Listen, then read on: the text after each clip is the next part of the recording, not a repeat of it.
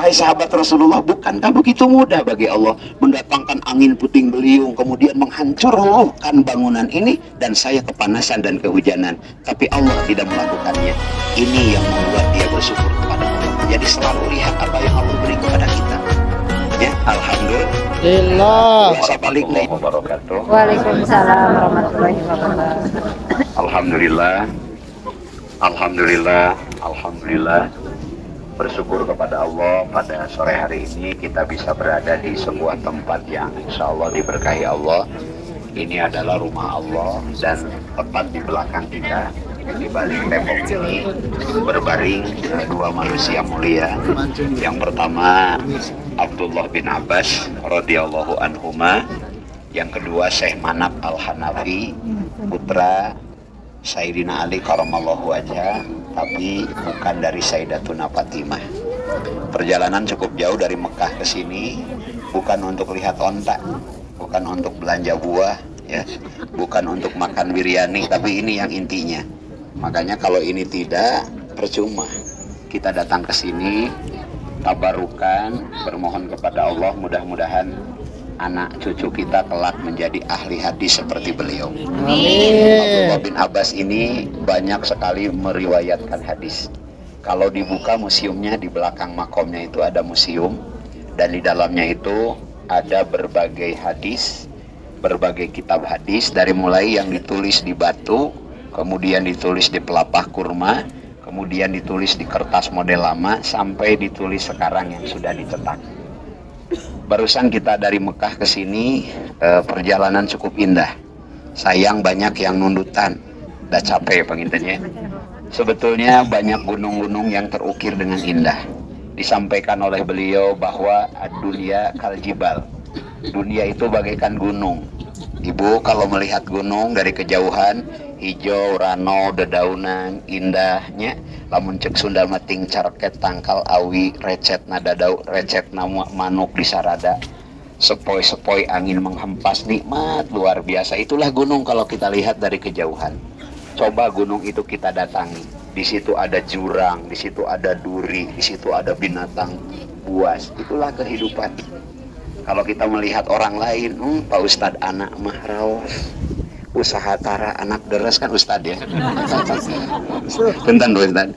Kalau kita melihat orang lain tuh, masya Allah, sepertinya dia segalanya. Rumahnya bertingkat, ya, mobilnya berkilat, hartanya, uangnya berlipat-lipat, istrinya cantik memikat.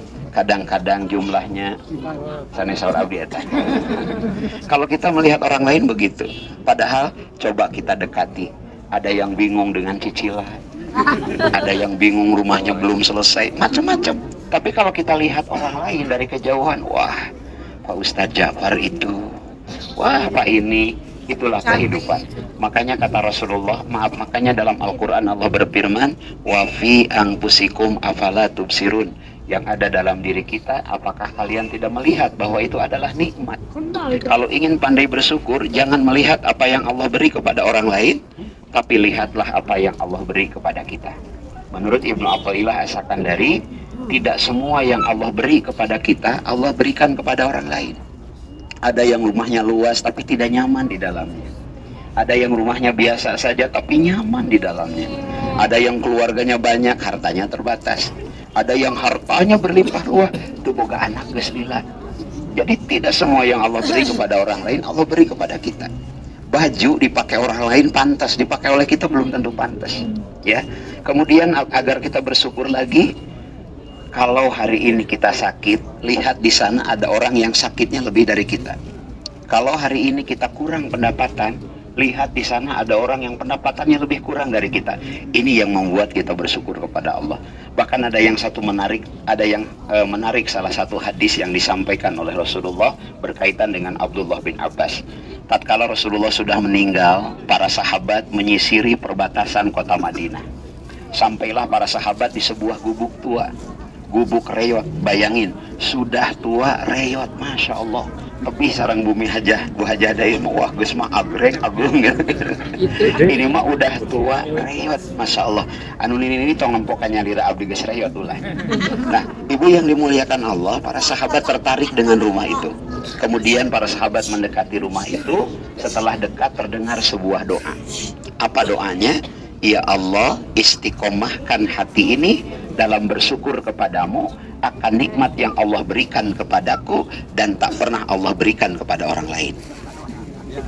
Para sahabat penasaran, lah ini orang seperti apa sampai bisa berdoa seperti itu?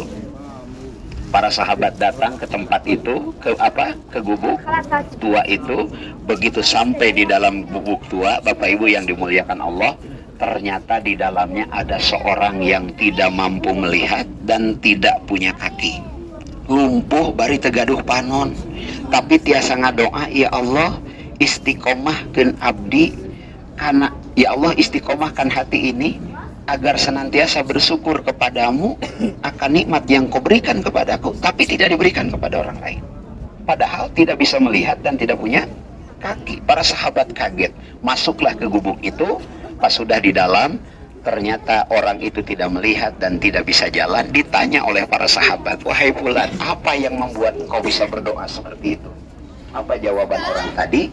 Wahai para sahabat Rasulullah, bukankah begitu mudah bagi Allah untuk mendatangkan seekor binatang buas kemudian masuk ke gubuk ini dan mencaci maki dan mencabik-cabik dagingku, dan aku akan meninggal dengan binatang buas itu, tapi Allah tidak melakukannya. Wahai sahabat Rasulullah, bukankah begitu mudah bagi Allah mendatangkan angin puting beliung kemudian menghancurkan bangunan ini dan saya kepanasan dan kehujanan, tapi Allah tidak melakukannya. Ini yang membuat dia bersyukur kepada Allah. Jadi selalu lihat apa yang Allah beri kepada kita, Bu.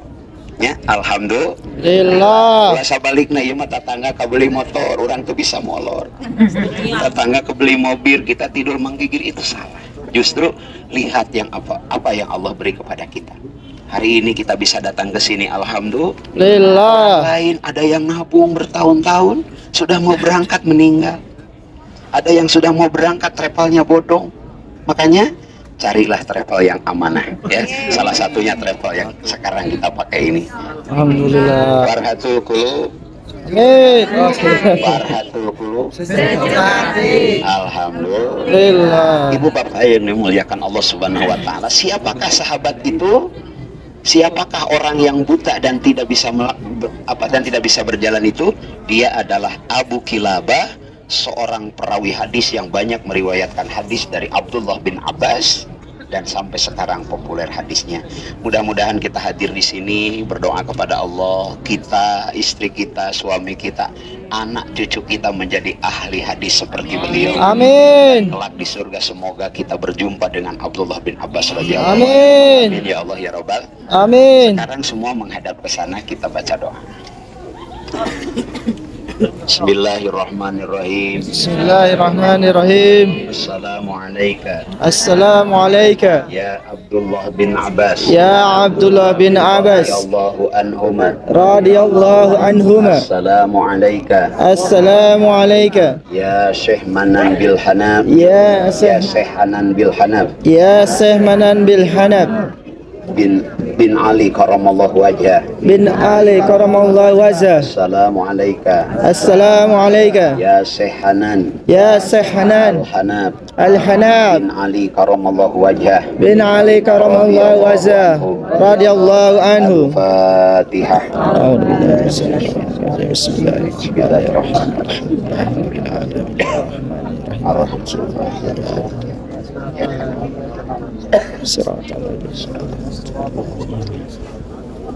Alhamdulillah selesai. Kita akan menuju ke Masjid Adas, ke Masjid Ko, kemudian kembali ke Mekah dan kita ngambil mikot di Kornul Manajil.